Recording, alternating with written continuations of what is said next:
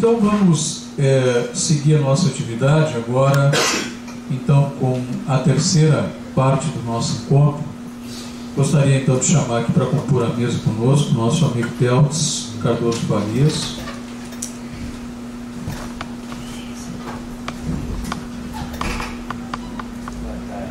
Por favor, Teltz. Pode ser, fica à vontade. Nosso convidado desta tarde, já está até acostumado com a noite, né? Nosso convidado dessa nossa sessão comemorativa, um amigo muito querido nosso, da nossa casa, como já falamos, o amigo Teltz Cardoso Farias, de Santa Maria, membro do Abrigo Espírita Oscar José Pitã, e um colaborador do Movimento Espírita aqui do Rio Grande do Sul, já foi vice-presidente da Federação Espírita do Rio Grande do Sul. É um companheiro que tem viajado aí por várias regiões do Brasil, fazendo palestras e conferências, levando vários temas para a reflexão do público. Então, pelo carinho, nós temos ele aqui hoje, também prestigiando o nosso encontro, para abordar o tema A Omissão dos Bons. Tema instigante, né, Teltz? Nosso abraço, seja bem-vindo aqui conosco.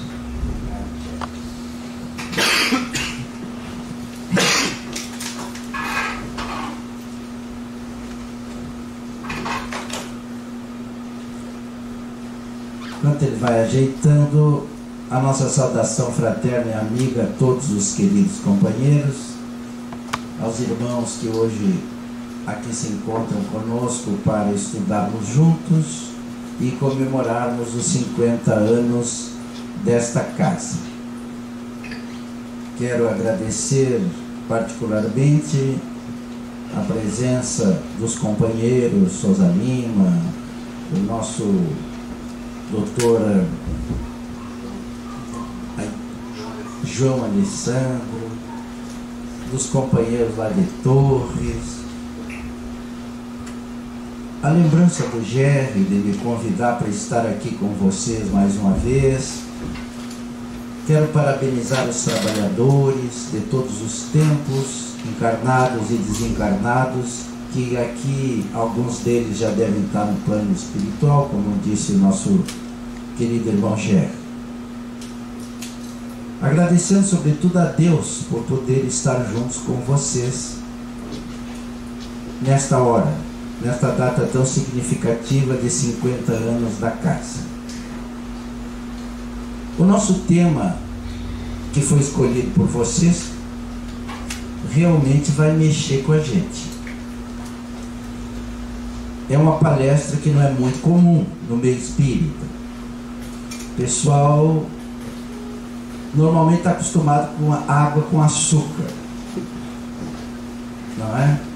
E essa palestra não pretende ser água com açúcar.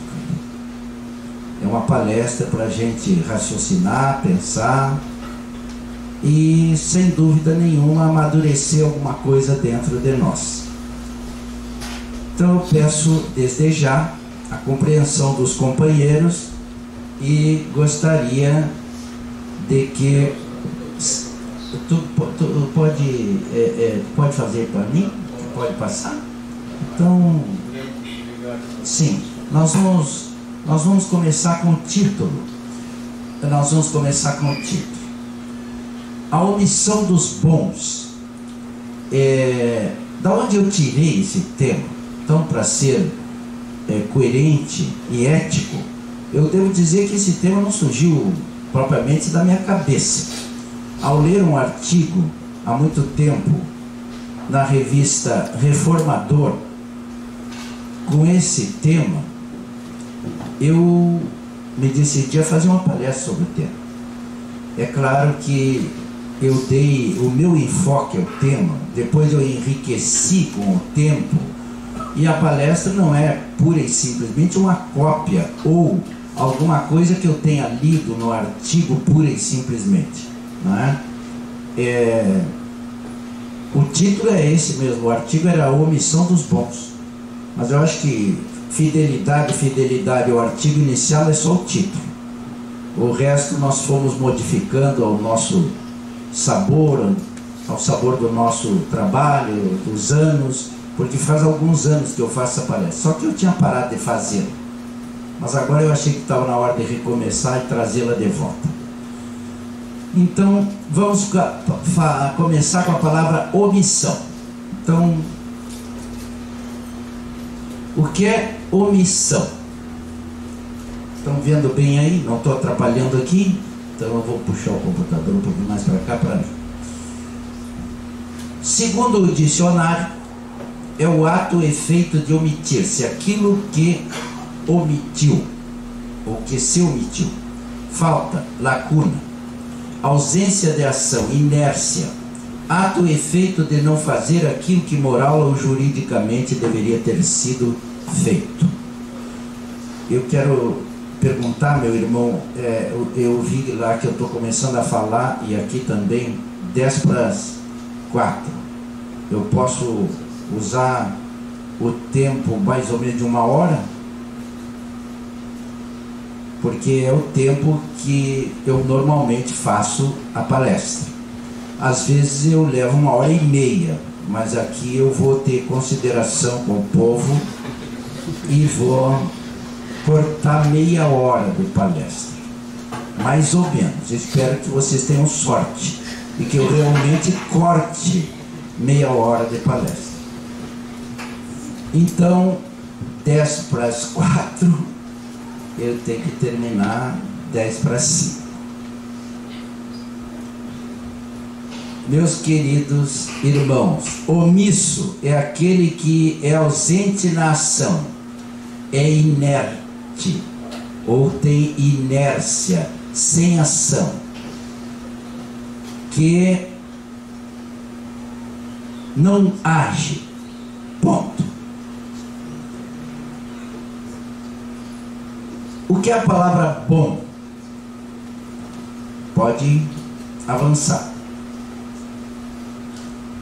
Eu fui no dicionário, porque se é a omissão dos bons, quem é que é bom? Ou o que é bom?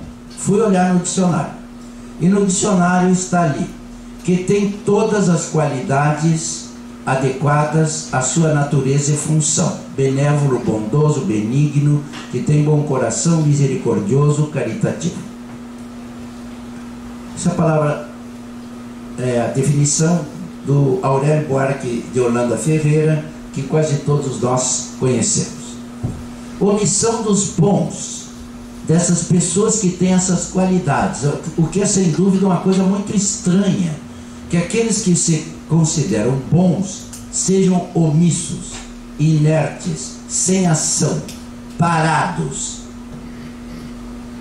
e entre outros. Então eu perguntaria, como nós espíritas, como nós cristãos, que agora estamos no espiritismo, temos agido? Como é que nós temos nos comportado diante da vida, diante da sociedade que vivemos, diante dos acontecimentos que presenciamos todos os dias? Será que temos influenciado de alguma forma o ambiente em que vivemos, positivamente ou negativamente? Cada um responda para si mesmo. Temos sido ativos ou estamos um pouco inativos? Vamos então continuar. Na realidade, o nosso conceito de pessoa boa, qual é? Qual é o normal quando ele diz que uma pessoa, mas o fulano é uma boa pessoa? Normalmente é uma pessoa que cumpre os seus deveres. É um bom pai, uma boa mãe, um bom irmão, um bom vizinho, um bom funcionário de uma empresa pública ou privada, não rouba, não é corrupto, é uma pessoa boa. Será que é? Vocês me perdoem, e agora então vai começar alguma coisa para a gente sentir impacto. Ser bom pai, ser boa mãe, ser bom vizinho, ser bom colega, cumprir os seus deveres sociais, não roubar, não ser corrupto, tratar os outros bem. Será que isso nos dá o direito de nos chamarmos bons? Não. Isso é obrigação do cidadão. Pura e simplesmente obrigação. Porque seria de estranhar que alguém que se diga cristão agisse de forma contrária. E eu estou dizendo alguém que se diga cristão, não estou dizendo alguém que se diga espírita. Não se espera dos cristãos atos indignos. Ou será que se espera? Em qualquer setor da vida, nós não podemos ter atos indignos. Cumprir as obrigações é uma coisa normal para a vida do cristão. Não faltar ao trabalho. Ah, mas eu não roubo. Mas é funcionário público, não vai ao trabalho e ganha o salário no mês. Está roubando.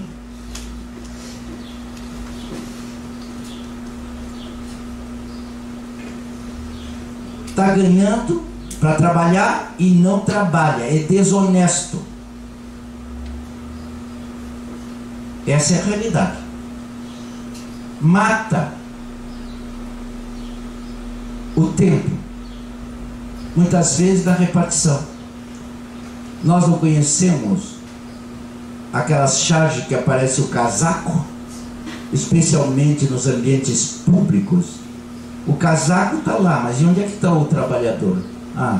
Procura para ver se tu acha. O que nós estamos produzindo? Eu ganho pouco, e por isso eu não trabalho, por isso eu me dou o direito de...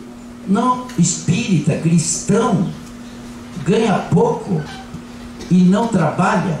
Se ele ganha, aceitou o emprego, ele tem que trabalhar, e bastante, mesmo ganhando pouco, ou o mínimo que se espera dele.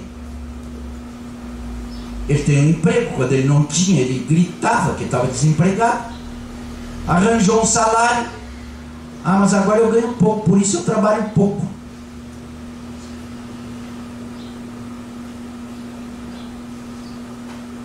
A gente não está acostumado a ouvir isso, mas está na hora de começar a falar sobre isso. O deputado tal é corrupto, o vereador tal não presta, o governador não sei o que é. Isso nós sabemos falar. E o que cada um de nós está fazendo para mudar essa situação? Mas não depende de mim. Depende. Depende de todos nós mudarmos qualquer situação, inclusive a situação política. Vivemos numa democracia, tem voto. Se o governo não está bom, mudemos pelo voto. Não precisa fazer revolução, nem revolução armada, tão pouco. Nem agredir ninguém, nem usar violência. Não está bom, mudemos pelo voto. E paremos de só criticar. E perguntemos para nós mesmos: e eu? O que eu posso fazer para mudar essa situação? Mas eu já estou aposentado. Aposentado pode trabalhar. Eu me aposentei há 23 anos atrás, muito moço, 49 anos eu tinha quando me aposentei. Até hoje eu não parei de trabalhar.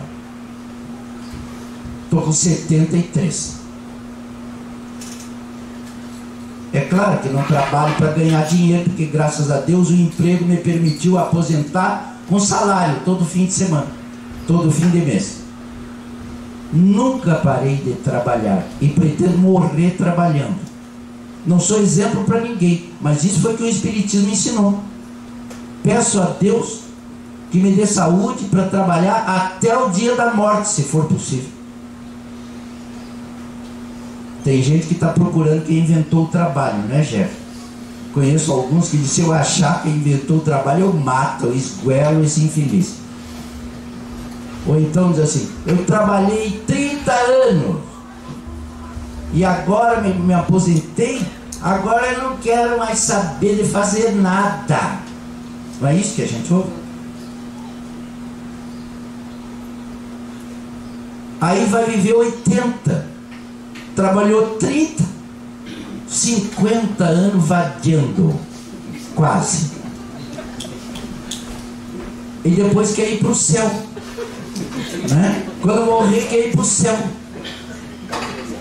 Será que eu vou para o céu, seu fulano, dona Ciclana? Vai, eu costumo dizer, vai para o céu da boca de um leão. Não é? Vai sim. Deus há de ajudar que tu vai.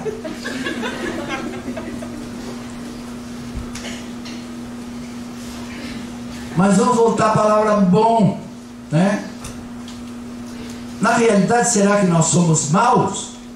Não, maus nós também não somos. O mal é o contrário do bem. Então, se nós não somos bons, o que será que nós somos? Se nós fôssemos pessoas más, nós não estaríamos, por exemplo, num sábado à tarde, aqui, agora, nesse ambiente.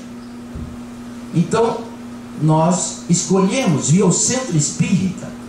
Então, nós temos dentro de nós valores positivos, sim. Somos pessoas dignas. Deus queira que todos sejamos.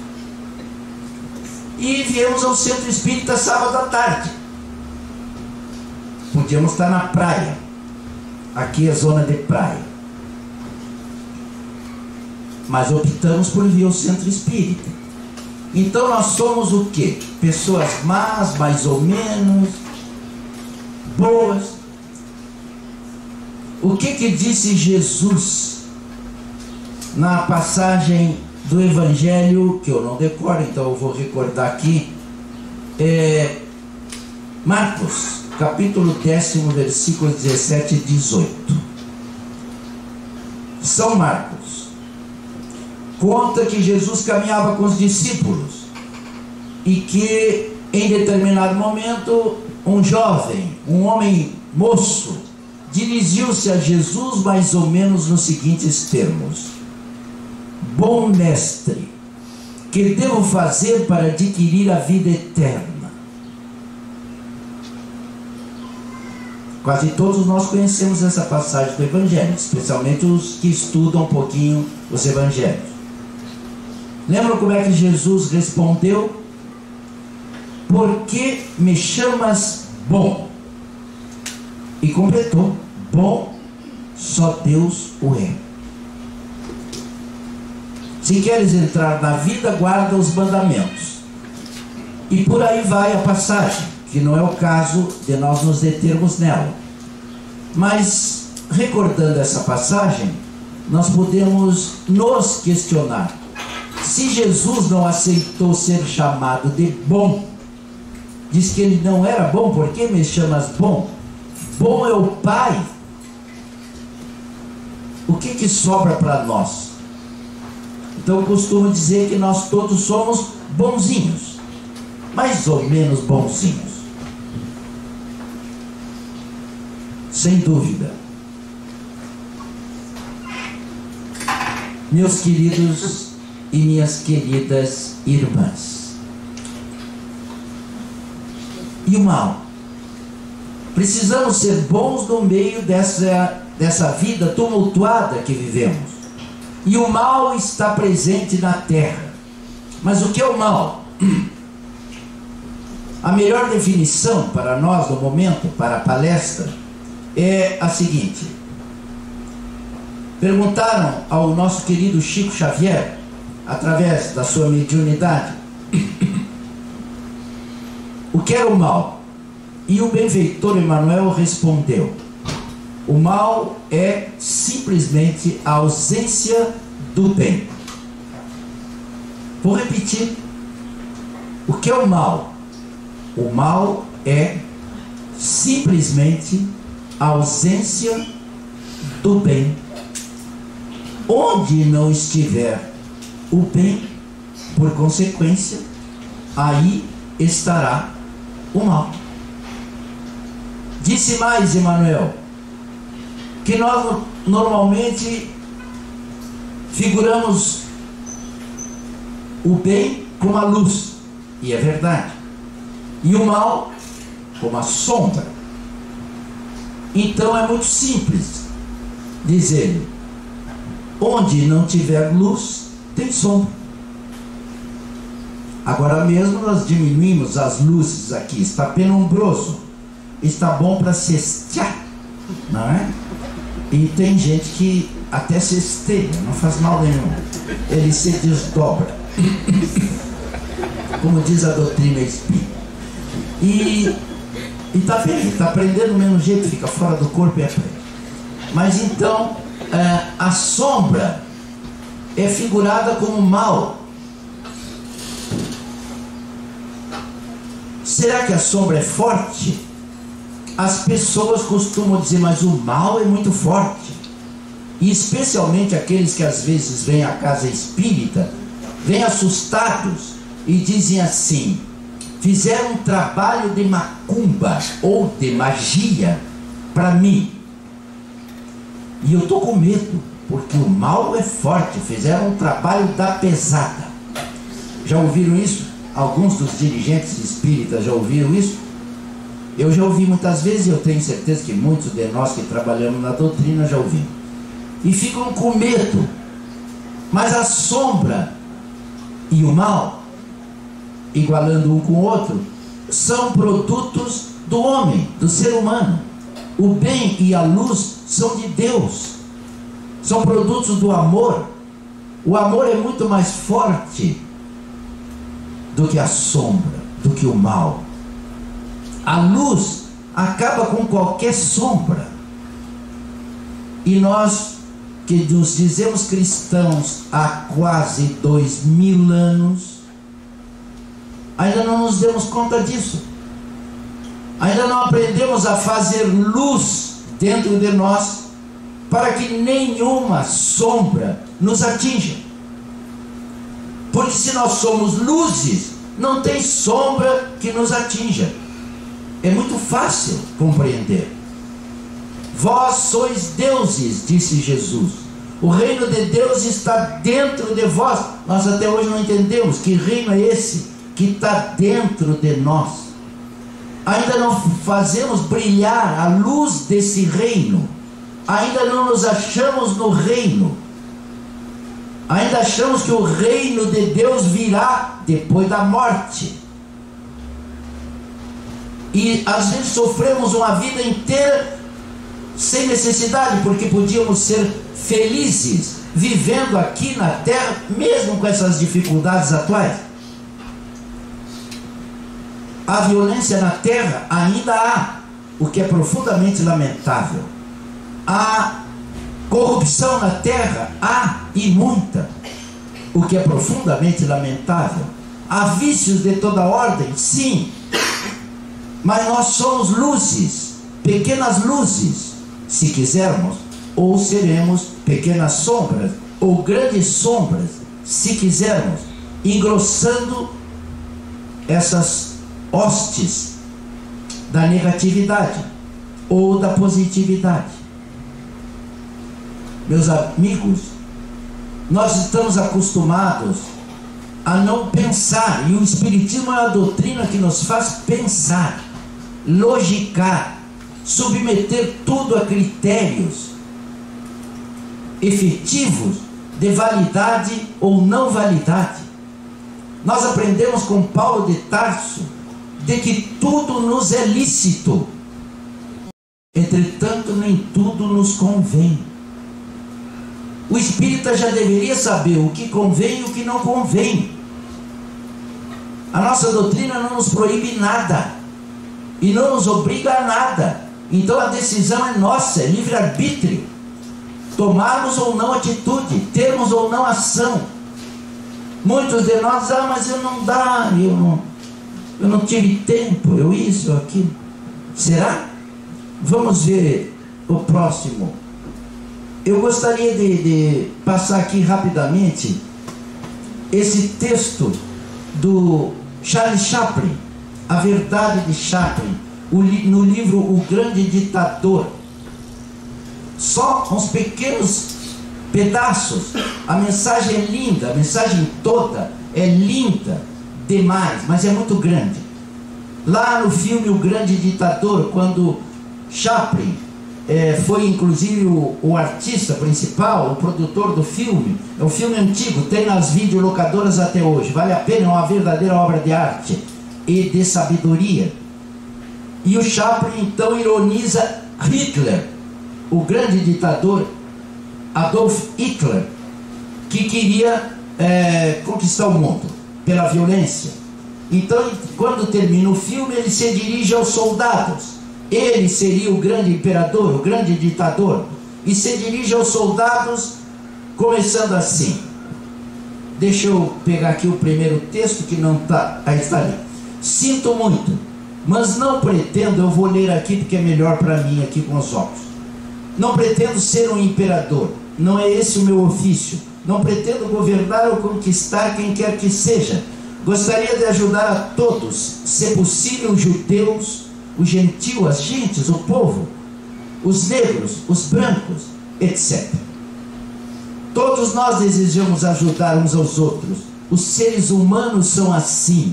Em princípio nós queremos o bem, todos queremos o bem. Às vezes desviamos pelos caminhos do mal, mas é porque não nos educaram, não nos prepararam, não tivemos um lar, não tivemos uma família, não tivemos carinho. Outros tivemos tudo isso e assim mesmo desviamos, porque somos espíritos velhos comprometidos exatamente com aquilo que não deveríamos fazer, com o que é incorreto. Continua Chaplin. Nossos conhecimentos fizeram-nos céticos, descrentes, endurecidos. Nossa inteligência empedernidos e cruéis. Pensamos em demasia e sentimos bem pouco. Vivemos hoje numa civilização que pensa muito e sente pouco. Eu frisei aqui. Gostaria de ajudar a todos, se possível, os judeus. Hitler matou, segundo dizem, 6 milhões de judeus. Ninguém fala dos 21 milhões de russos que foram mortos na Segunda Guerra Mundial. E outros tantos, poloneses, tchecoslovacos. Cerca de 70 milhões de criaturas morreram na Segunda Guerra Mundial. Mas a gente só lembra dos 6 milhões de judeus, porque os judeus martelam isso o tempo todo. Então, nós temos botado a nossa inteligência para funcionar em tudo que é setor.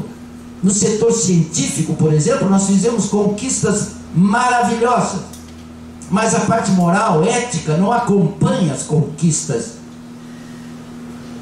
do sentimento. Evoluímos pouco em termos de sentimento.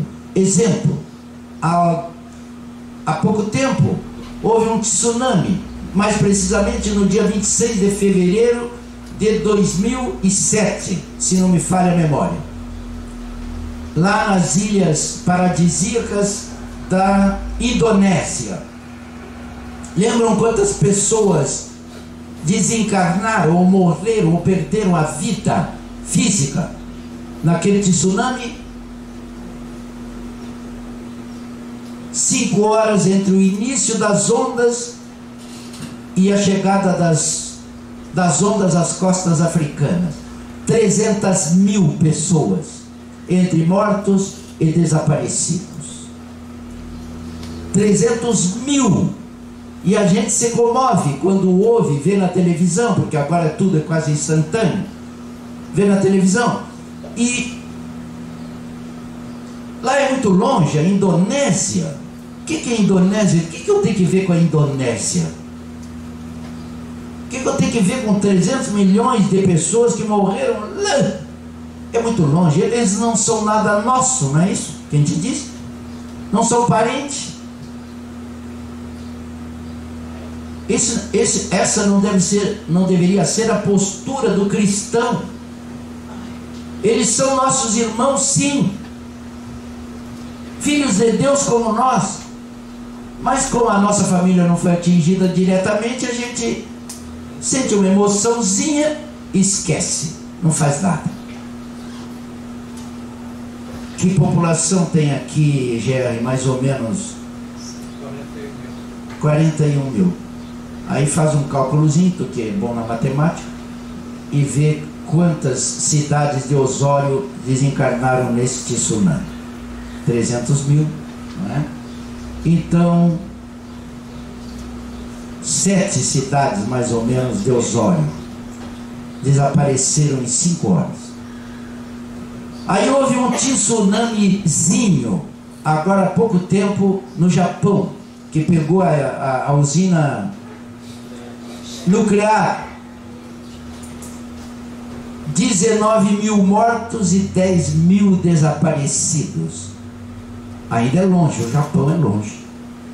A gente se comove e continua a fazer algumas preces e mais nada.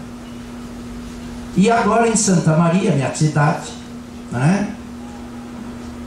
No sábado, dia 27 de janeiro para 28, o incêndio da boate Kiss, morreram 241 jovens. Aí nós sentimos mais perto. Bom, é aí em Santa Maria. Aí a gente se mexe um pouquinho. Pelo menos ele sacode na cadeira, não é? E é gente nossa, brasileira. E aí a gente até tem vontade de ajudar. E ajuda. Aí a rede de solidariedade se formou rápido. E nós, abençoadamente, só perdemos 241 irmãos. Porque tinha mais de 1000 dentro da boate. E não tinha recursos. Era uma verdadeira arapuca, fechada, sem ar. Bom, não é o caso. Mas agora a gente conseguiu se movimentar um pouquinho. Vocês já imaginaram se todos esses eventos catastróficos, e que agora hoje à tarde, ou ontem, não hoje, a notícia de um terremoto de meio minuto na China. Meio minuto foi a notícia. 150 mortos até a hora que estava dando a notícia, e 5 mil desabrigados e feridos, e etc, etc. Meio minuto de um terremoto na China. Mas a China é longe, é muito longe a China. Então a gente não vai dar muita bola para os chineses. Eles não são nada nosso. Não é isso que a gente diz? Estão longe. Não são cristãos. Não deveria ser assim a terra. Nós temos sido maus cristãos.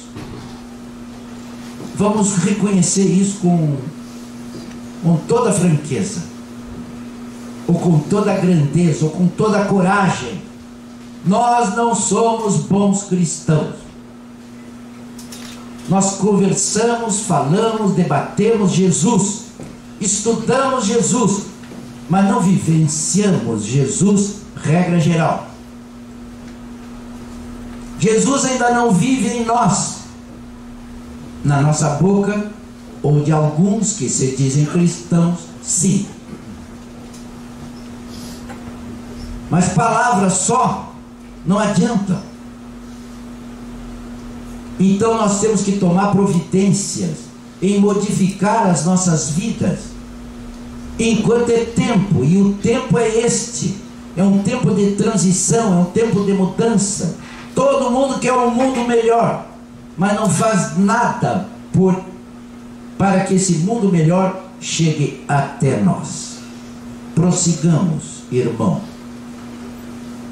O discurso do Chaplin, só para terminar, ainda diz assim: Chaplin, o imperador, o grande ditador, no filme, dizendo aos soldados: aos homens: não sois máquinas, homens é que sois. Mais do que máquinas, precisamos de humanidade. Mais do que inteligência, precisamos de afeição e doçura. O mundo está muito carente de afeição, de doçura. Nós somos normalmente agressivos, até dentro de casa. Quando nos dirigimos uns para os outros, nos dirigimos até com uma certa desconsideração, às vezes violência. Precisamos de carinho, afeto. As pessoas batem nas sociedades cristãs, nos centros espíritas, atrás de atendimento fraterno. E aí desabam. E desabam de uma forma extraordinária. Eu vou dar um pequeno exemplo. Eu atendi uma moça uma vez no atendimento fraterno. Deveria ter uns 18 anos. Uma jovem linda, bonita. E ela começou a falar, e começou a falar, e começou a falar, e dali a pouco era tão grave o que essa moça falava que eu disse para ela assim: minha filha, tu conversa essas coisas com a tua mãe? A tua mãe sabe, minha filha, de tudo isso que tu estás me falando? Pasmem a resposta dela: não, senhor, eu não tenho intimidade com a minha mãe para falar essas coisas. E eu tremi. Por quê? Aquela moça estava abrindo o coração, botando para fora aquela enxurrada de coisas íntimas, inclusive, para um homem que ela estava vendo pela primeira vez.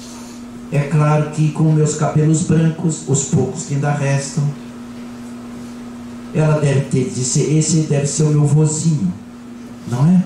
E vou abrir o coração para esse vozinho. E abriu. E eu fiquei estarrecido. Eu não tenho intimidade com a minha mãe para contar para ela essas coisas. Falta afeição, falta carinho, falta afeto. Estamos todos muito carentes. Vivemos numa sociedade de consumismo desbragado. Comprar, comprar, comprar. Adquirir, adquirir. Ganhar, ganhar, ganhar. Eu li um livro agora, acabei de ler. Um livro chamado Antes de Partir. Não é espírita, de uma autora australiana, que eu nunca ouvi falar na vida. Ganhei de presente da minha filha, que é psicóloga. Ela disse: pai, eu vi esse livro na internet, procurando lá, e eu achei que tu vai gostar. Comprei e trouxe de presente para ti do teu aniversário. E eu já li o livro. Excelente livro, muito bom. Então ela cuida de pacientes terminais, essa australiana. E um dos pacientes era um judeu que estava no seu último mês de vida. E lá pelas tantas, a família não disse para ele que ele estava no último mês de vida. Estava desenganado, com câncer, vivendo os últimos tempos. E ele começou a enfraquecer, e ver que aquilo não era normal. E perguntou para ela: fulana, eu estou morrendo, não estou? E ela, que já era uma cuidadora de doentes terminais experientes, não tinha coragem de negar, sabia que a família não tinha informado que ele estava vivendo os últimos dias de vida, fez assim com a cabeça. E ele disse: ah, que bom eu saber. Eu precisava que alguém me dissesse isso. Eu precisava ter certeza. Quantas famílias não falam para os seus doentes queridos que eles estão nos últimos dias de vida? Não falam em morte, não falam em nada, porque a morte ainda é um fantasma terrível, que não deveria ser, se nós somos bons cristãos. Nós deveríamos falar na morte dentro de casa, sim. Somos seres finitos no corpo, somos espíritos imortais fora do corpo. Então disse o cidadão judeu: mas eu não posso morrer. E ela disse: por que o senhor não pode morrer? Porque a minha família não me conhece. Um homem velho. E ela disse: como que a sua família não lhe conhece? Sim, minha filha, porque eu sou de origem judia. Eu trabalhei toda a vida para ganhar dinheiro, para ficar rico. Eu sou um homem riquíssimo, mas não convivi com meus familiares. E agora que eu tenho uma fortuna, eu estou morrendo. Eu queria pelo menos dizer para minha família quem eu sou, porque ninguém me conhece na minha família. Ela diz: mas nem os seus filhos, nem a sua esposa? Não, porque eu só chegava em casa, dava boa noite, perguntava se estava faltando alguma coisa, supria com dinheiro, todos, e ia dormir cansado, e no outro dia saía para novos negócios, novas viagens. E eu estou morrendo. A gente não se dá conta, meus queridos, de que tipo de vida estamos vivendo. Não nos preparamos para a morte. Ninguém fala sobre morte, sobre a passagem desta vida para outra, porque tem medo, teme falar, etc, etc, etc. Vamos despertar enquanto é tempo, porque a morte pode chegar que nem chegou na boate, que nem chegou nos tsunamis, que nem chegou agora nos terremotos, no acidente na esquina, numa síncope cardíaca, no infarto fulminante.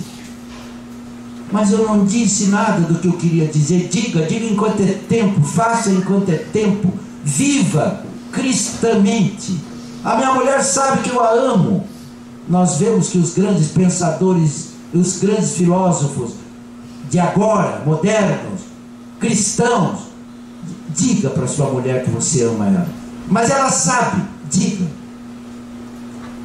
O meu marido sabe que eu gosto dele, mas a senhora diz? Não, nunca disse, porque ele é meio bruto. Não é? Homem é meio bruto. Puxa uma sardinha para nós, não é? O homem é meio insensível. O homem é assim. A mulher é muito mais sentimento, o homem é muito mais razão. E às vezes o homem endurece tanto que jamais diz para sua companheira: eu te amo, eu te quero bem, eu gosto de ti, querida. Ó, te trouxe uma rosa hoje, podia fazer isso, não faz. Aí fica doente, ou morre de repente, e vai chorar no mundo espiritual ou na cama, tudo aquilo que ele deveria ter feito e não fez. Se arrepender, não se perdoa mais. Vamos em frente. Livro dos Espíritos, questão 784. Bastante grande a perversidade do homem, disse Kardec, ou perguntou Kardec. Primeiro afirmou, para depois perguntar. Não parece que, pelo menos do ponto de vista moral, ele, em vez de avançar, caminha aos recuos? Resposta. Vamos ver o que veio a resposta. Próxima, Jerry. Enganas-te. Observa bem o conjunto e verás que o homem se adianta, pois que melhor compreende o que é mal, e vai dia a dia reprimindo os abusos. Faça mister que o mal chegue ao excesso, para tornar compreensível a necessidade do bem. Esses são os dias que nós estamos vivendo. O mal chegando ao excesso, para que nós possamos compreender a necessidade do bem. Esses dias nós estamos vivendo, mas o homem não está atrasado. O mundo de hoje, por incrível que pareça, é melhor do que o mundo há 200 anos, há 300, há 400 anos atrás. Era muito pior o mundo naquela época, muito pior, mas não dá tempo e eu não vou explicar. Eu podia explicar porque que o mundo naquele tempo era pior, muito mais violento do que hoje. Então é preciso que o mal chegue ao excesso para tornar compreensível a necessidade do bem. É preciso que o homem melhor compreenda o que é mal. O homem, com seu raciocínio, com seu livre-arbítrio, com a sua cultura, pode saber o que é bem e o que é mal. E na hora que o homem sabe o que é bem e o que é mal, ele faz a opção. É claro que ele assume as consequências do caminho que ele desejar seguir. Seguinte. Questão 909. Poderia sempre o homem, pelos seus esforços, vencer as suas más inclinações? Resposta: sim, e frequentemente, fazendo esforços muito insignificantes. O que lhe falta é a vontade. E aí exclama o Espírito: ah, quão poucos dentre vós fazem esforços.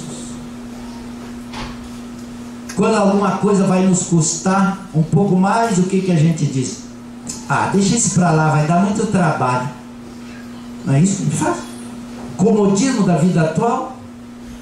Ah não, isso aí vai dar muito trabalho, vai dar muito esforço. A gente está tão acostumado com a moleza que qualquer esforço a gente rejeita. Inclusive o seguinte, só para compreender, todo mundo não quer emagrecer nesse mundo? Não é?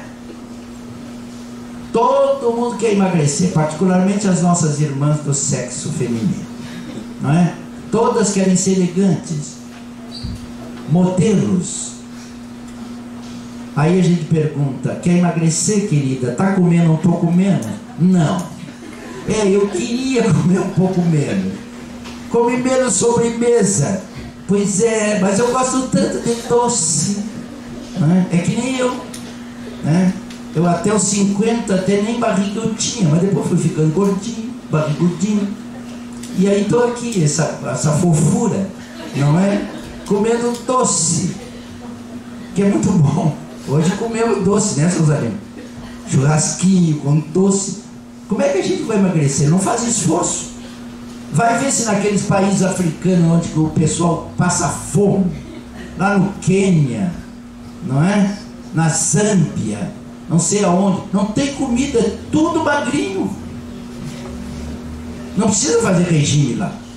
Eles já fazem regime natural, falta comida. Então, esforços. É possível vencer as nossas más inclinações? Ah, mas eu não posso. Não pode porque não quer. Se esforçar, pode. Seguinte. Pergunta 642. Para agradar a Deus e assegurar a sua posição futura, bastará que o homem não pratique o mal? Resposta: não. Cumpre-lhe fazer o bem no limite das suas forças, porquanto responderá por todo o mal que haja resultado de não haver praticado o bem. Gente, com essa pergunta bota todo mundo fora do centro espírita. Se pensar, sai do centro espírita. Não fica. Só vai embora. Já se deram conta? Para agradar a Deus e assegurar a sua posição futura. O que seria agradar a Deus e assegurar a posição futura? É ir para o céu, né? Quem agrada a Deus assegura um lugarzinho no céu. Não foi isso que as religiões tradicionais ensinaram para nós? Se tu te comportar direitinho, tu vai para o céu, viu? E a gente acredita que vai, por ser comportadinho, bonzinho, mas não bom. E está achando que está com o céu assegurado. Pois é, mas olha o que o Espírito respondeu. Não basta para agradar a Deus e assegurar a sua posição futura, não praticar o mal. Cumpre-lhe fazer o bem no limite das suas forças. Enquanto tiver força, tem que fazer o bem. Depois ainda diz: porquanto responderá por todo o mal que haja resultado de não haver praticado o bem. Meu Deus do céu, as minhas omissões por ter deixado de fazer o bem implicam que o mal avance e eu vou responder. Você podia ter enxergado aquilo, não enxergou. Vamos dar um exemplo bem simples. Nesse país você rouba até merenda escolar, não é isso? O pessoal rouba até merenda escolar. Não sei se é aqui em Osório, mas em outros lugares rouba. Talvez aqui não. 50 anos da sociedade Amor e Caridade, pessoal, né? É bom, todo bom cristão não rouba merenda escolar. Mas tem lugar por aí que rouba. Lá na minha cidade rouba merenda escolar. Será que ninguém viu que estavam roubando a merenda escolar na escola? Será que ninguém enxergou quando detectam? Já faz 6 meses, já faz 7 meses, faz 1 ano, faz 2 anos, faz 3 anos que estavam roubando a merenda escolar. Alguém tinha que ter visto, alguém sabia. E por que não tomou providência? Por omissão, por medo de assumir responsabilidade. Eu vou me incomodar. Ninguém quer se incomodar. Então não denuncia e o roubo continua. Omissão dos bons. Essa é a verdade. E assim todas as repartições públicas. Eu falo de repartições públicas porque eu sou funcionário público aposentado do Ministério do Exército, onde se rouba pouco, graças a Deus. Mas também se rouba, não é? E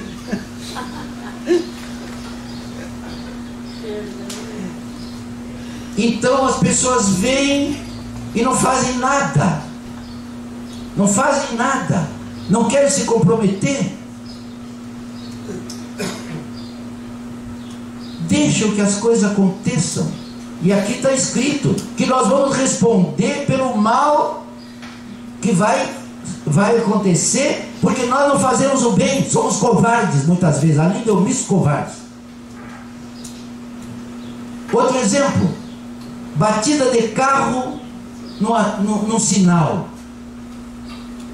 Junta 100 pessoas na batida de carro do sinal. Um ia passando no verde, o outro avançou o vermelho. Normalmente é assim que dá batida de carro em sinal. Aí junta 100 pessoas. Aí aquele que ia passando no verde começa a perguntar: o senhor viu? Pode ser meu testemunha? Não, eu não vi. O senhor viu? Pode ser meu testemunha? Não, eu não vi. O senhor não quer me ajudar? Eu estava no verde. O sujeito entrou rachando no vermelho. Não me meta nisso. Vou ter que ir na fórum, na polícia, ser testemunha. Omissos que nós temos sido. Porque se nós fôssemos lá e assumíssemos a responsabilidade, eu vi que ele passou no sinal verde e o outro foi o culpado do desastre, nós estaríamos ajudando a fazer justiça correta. Então o inocente não seria punido e aquele que foi culpado teria que assumir as responsabilidades do seu ato. Mas nós não vamos prestar testemunho. Isso é omissão. E o mal avança. Então os fora da lei se sentem estimulados a prosseguir com as suas ações criminosas, porque os bons não tomam atitudes. Essa é a verdade. Seguinte, é a última que eu vou ler. É a última pergunta, não é o fim da palestra. Danado, né? Eu sei, Jerry, que talvez tu nunca mais me convide para voltar aqui. Mas o que eu vou fazer? Eu já estou velhinho mesmo, pode ser que eu desencarne antes. E aí... Mas pelo menos eu fiz uma palestra, né? Questão 932. Por que no mundo tão a miúde a influência dos maus sobrepuja a dos bons? Em outras palavras, por que tão frequentemente os maus exercem tanta influência, sobrepujando a dos bons? Vejamos a resposta: por fraqueza destes, dos bons. Os maus são intrigantes e audaciosos. Os bons são tímidos. Quando estes, os bons, o quiserem, preponderarão. Então a maioria do nosso povo é bom, é ordeiro, é decente, está dentro da lei. A minoria é que é fora da lei. Mas a minoria é barulhenta, é audaciosa. Aqui está, intrigante. Faz barulho. E a imprensa, a mídia, ajuda, porque só destaca o que não presta. Então nós, desde que levantamos de manhã até que deitamos à noite, estamos consumindo droga televisiva, pelas revistas, pelos jornais. Alguém já viu notícia boa na primeira página da Zero Hora? Sociedade, Amor e Caridade de Osório faz sopão para os pobres. Algum dia nesses 50 anos saiu na primeira página da Zero Hora em letras garrafais? Nunca, e não vai sair, até que o mundo mude. Agora, sai na primeira página da Zero Hora e o pessoal compra toda a edição, mais ou menos assim: marido mata a mulher com 4 tiros. Não é? E para não dizer que eu sou machista, nós podemos inverter: mulher mata marido com 4 tiros.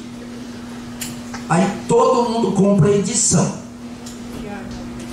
E se a página principal dissesse Sociedade, Amor e Caridade de Osório fez sopão para os pobres no domingo, no não sei que dia, mesmo que fosse manchete, encalhava toda a edição.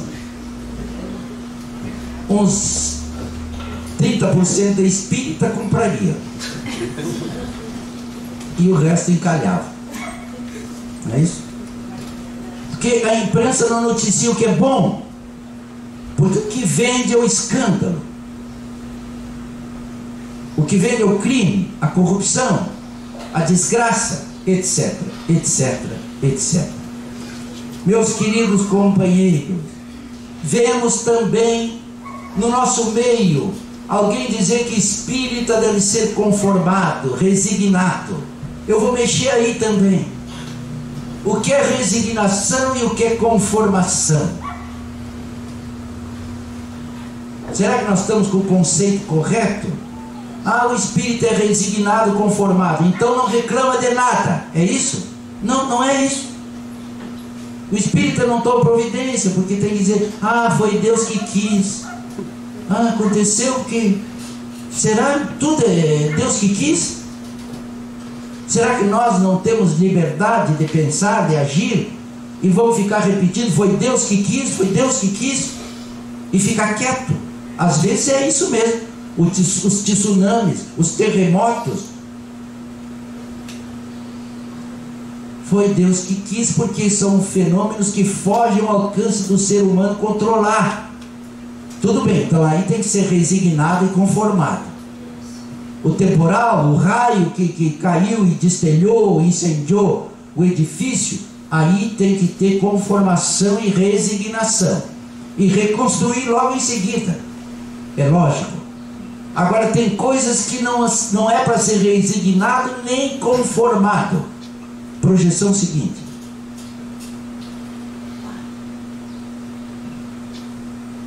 estudemos resignação em Jesus Cristo. A cruz do Mestre não é um símbolo de apassivamento à frente da astúcia e da crueldade, e sim mensagem de resistência contra a mentira e a criminalidade, mascaradas de religião, num protesto firme que dura até hoje. Onde é que está isso? No livro Estude e Viva, capítulo 3, André Luiz, Valdo Vieira. Eu falei Joana de Ângeles por acaso? Não falei, né? Porque às vezes eu confundo as coisas. Então, no livro Estude e Viva, pela mediunidade abençoada do Chico, André Luiz e Valdo, está lá isso aí. O que é ser resignado? Resignado não é um cara que passa sentado de braços cruzados. é um membro atuante do seu grupo social, da sua família, da sua sociedade, do seu trabalho, agindo, fazendo alguma coisa, mantendo as mãos ocupadas, trabalhando e protestando às vezes, mas protestando cristamente. O nosso protesto cristão não é sair fazendo passeata na rua, erguendo bandeira, não. Essa é a agitação, que pode levar a alguma coisa, quebrando, como há pouco quebraram a prefeitura de Porto Alegre, com todo respeito. Isso não é atitude de espírita, quebrar vitrine, quebrar palácio presidencial. Não é esse o tipo de protesto que o cristão faz. O cristão tem meios, tem outras formas de proceder. Como? Eu ainda conversava com Souza Lima, querido, que disse: eu passei um e-mail para um deputado sugerindo algumas providências para as licitações em estradas. O que se rouba nessas licitações de estrada é uma loucura, mas se rouba em qualquer coisa, não é? Fortunas para construir uma estrada, orçamentos para construir estradas de primeiro mundo, e recebe-se a estrada de terceiro ou no máximo de segundo mundo. Então o Souza Lima tomou uma providência. Pode parecer nada, mas é um deputado que ele confia, e ele sugeriu ao deputado algumas medidas para as licitações nas construções de estradas e grandes obras. É isso que nós podemos fazer.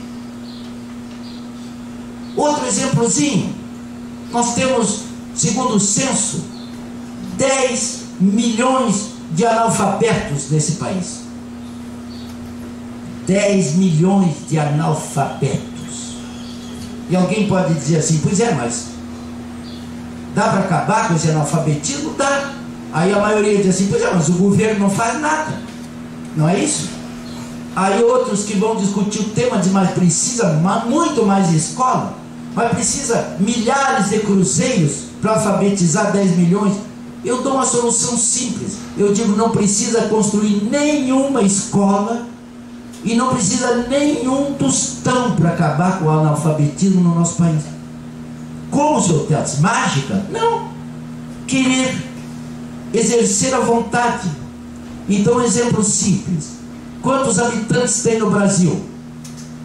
190 milhões, mais ou menos, no último censo de 2010. 10 milhões de analfabetos, baixa então para uma população de 180 milhões. Tira as crianças que não sabem ler, que não sabem escrever, ou que não teriam condição de dar aula para ninguém, bota aí menos 20 milhões de crianças e adolescentes que não sabem alfabetizar, ou que não poderiam, ou pessoas sem condições. Baixa esses 180 milhões para 160 milhões de pessoas alfabetizadas, que sabem dar uma aula, que poderiam dar uma aula. Se desses 160 milhões de disponível, 10 milhões se oferecesse para alfabetizar um analfabeto, nós acabaríamos com o analfabetismo no Brasil. Eu não posso alfabetizar uma pessoa? Eu, na minha casa, na casa dela, no parque, na praça, embaixo de uma barraca, embaixo de uma árvore. Eu posso fazer isso? Nós acabaríamos com o analfabetismo e ainda sobrariam 150 milhões de criaturas de braço cruzado para fazer outras tantas atividades, sem gastar um tostão do dinheiro público. Ah, mas eu não tenho tempo de alfabetizar uma pessoa. Não tem? Quantas horas passa na frente da televisão vendo novela? Hein? Começa com a Ana Maria Braga de manhã com o papagaio, liga a televisão, não desliga mais, dá uma cesteada depois do meio-dia, liga na sessão das 2, vale a pena ver de novo, não é isso? Vale a pena ver de novo, e fica das 2, aí vem a novela não sei o que, das 6, a novela das 7, a novela das 9, a novela da... entra pela sessão coruja, ainda existe sessão coruja, que é da meia-noite, vai até a 1 da manhã e não tem tempo para alfabetizar uma pessoa. Não tem tempo disponível. Vocês estão entendendo? Como nós nos acomodamos, como está bom para nós, então a gente nem quer saber do outro, ou daquilo que nós poderíamos fazer para melhorar o mundo.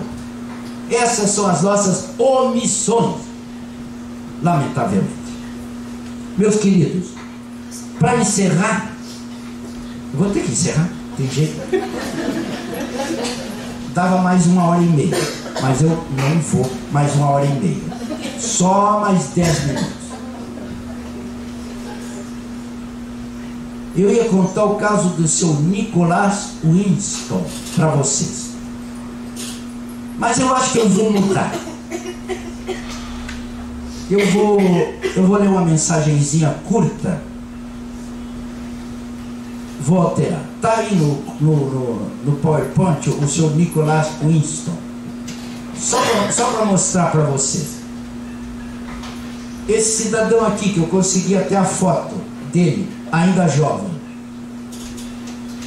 Esse homem salvou a vida de 669 crianças judias antes de estourar a Segunda Guerra Mundial. Ele era viajante, culto, viajava para grandes firmas, percorria o mundo, e ele se deu conta que Hitler ia invadir a Tchecoslováquia e a Polônia, e ele se questionou. 30 e poucos anos ele tinha. O que eu posso fazer? O que eu posso fazer pelos judeus? Ele que é de origem judia, inglês de origem judia, e pensou um plano. Isso que veio na cabeça dele: eu posso salvar uma criança por família judia, eu posso tirar da Tchecoslováquia e da Polônia. E foi atrás das mães que tinham 6, 7, 8, naquele tempo 10, 12 filhos. Vocês imaginam alguém chegar para uma mãe e dizer assim: você quer me dar um dos seus filhos para eu salvar da morte?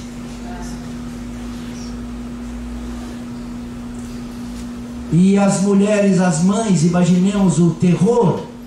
E ela diz: como salvar da morte? Porque a Alemanha vai invadir a Tchecoslováquia e a Polônia, e todos os judeus serão presos e trucidados. Então, se a senhora me der um dos seus filhos, a senhora salva pelo menos um. E ele conseguiu 669 crianças. Catalogou o nome do pai, nome da mãe, para onde ia, atravessava as fronteiras, mandou para a Inglaterra, para os Estados Unidos, tudo cadastrado. Depois acompanhou as adoções dessas crianças. É tão lindo. O programa mostrou. Esse homem não foi omisso, e aos 93 anos ele foi homenageado num salão cheio de pessoas idosas de mais ou menos 70 anos. E a moça, em determinado momento, que conduzia a reunião, disse assim: seu Nicholas, o senhor sabe que essa senhora que está sentada ao seu lado, o senhor salvou a vida dela? E ele: não sabia. E ela segurou o bracinho dele e começou a carinhar. Dizia: então levante um pouquinho, seu Nicholas, ela vai lhe dar um abraço. E ela se abraçou no velhinho de 93, lúcido. E aí, dali a pouco, a pessoa que animava o evento disse assim: seu Nicholas, o senhor sabe quantas pessoas neste salão o senhor salvou a vida? E ele disse: não. Então eu peço que todos as pessoas que estão nesse salão, que foram salvas pelo senhor Nicholas Winston, levantem. Todas levantaram. Eles tinham conseguido reunir todos aqueles meninos e menininhas que ele tinha tirado da Tchecoslováquia, da Polônia, de origem judia, e trazido àquele auditório. E foi uma ovação total. Alguém deve ter visto esse programa fantástico. Como eu achei tão fantástico, eu gravei. E digo, isso vai para a minha palestra. Não foi omisso. Não podia deter a guerra, mas podia salvar uma criança por família. Fez um pequeno plano, desejou e executou, salvou. A esposa, a segunda ou terceira esposa, com 93 anos, não sabia de nada. E ele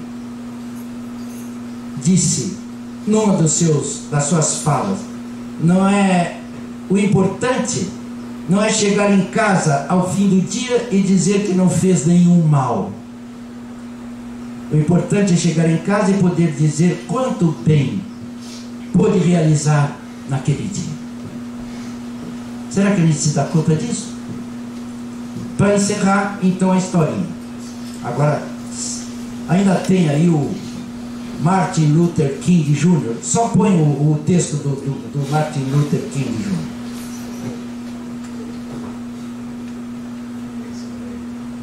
Vão lendo. O título da liçãozinha encerrando: A Multa Maior, do livro Atravessando a Rua, Richard Simonetti. O Simonetti é um grande escritor. O título da lição número 19, A Multa Maior. Me permitam ler, é curto.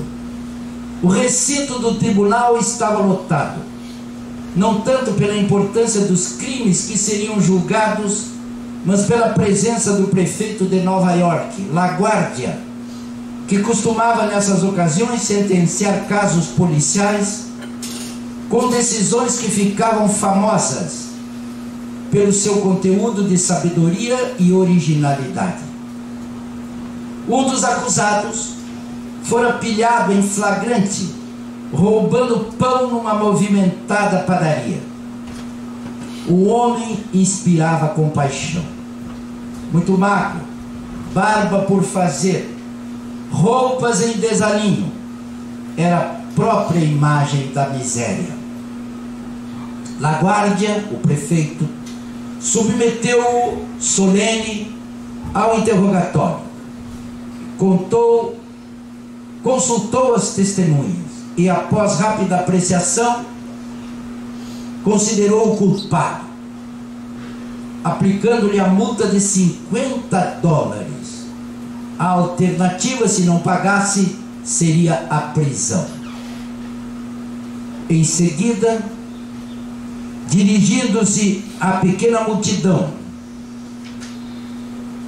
que acompanhava atento ao julgamento, disse peremptório: quanto a vocês, os presentes que estão assistindo, estão todos condenados a pagar $50 cada um, importância que servirá para liquidar o débito do réu, restituindo-lhe a liberdade.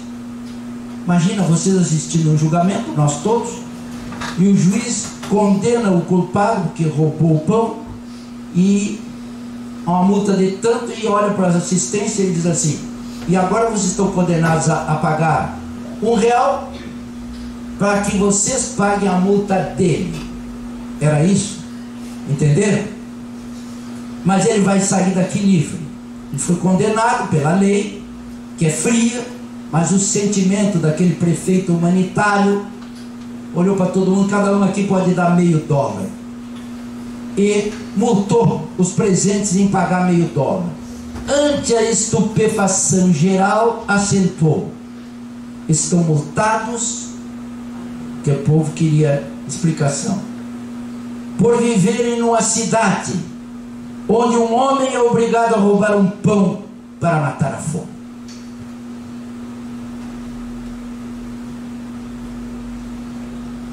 Todos nós, habitantes de qualquer cidade, diz Richard Simonetti, estamos sujeitos a uma multa muito mais severa, a uma sanção muito mais grave, a frustração dos anseios de felicidade, dos desajustes intermináveis, as crises de angústia, por vivermos num planeta onde as palavras fraternidade, bondade, solidariedade são enunciadas como virtudes raras, quando são apenas elementares deveres, indispensáveis à preservação do equilíbrio em qualquer comunidade. Dizem os espíritos superiores que a felicidade do céu é socorrer a infelicidade da terra. Diríamos que somente na medida em que estivermos dispostos a socorrer a infelicidade da terra é que estaremos a caminho da felicidade no céu. Não há alternativa. Podemos nos isolar da multidão aflita e sofredora, mas jamais estaremos bem, porquanto a infelicidade é o clima crônico dos que se fecham em si mesmos. E conclui: mãos servindo são antenas que estendemos para a sintonia com as fontes da vida e a captação das bênçãos de Deus.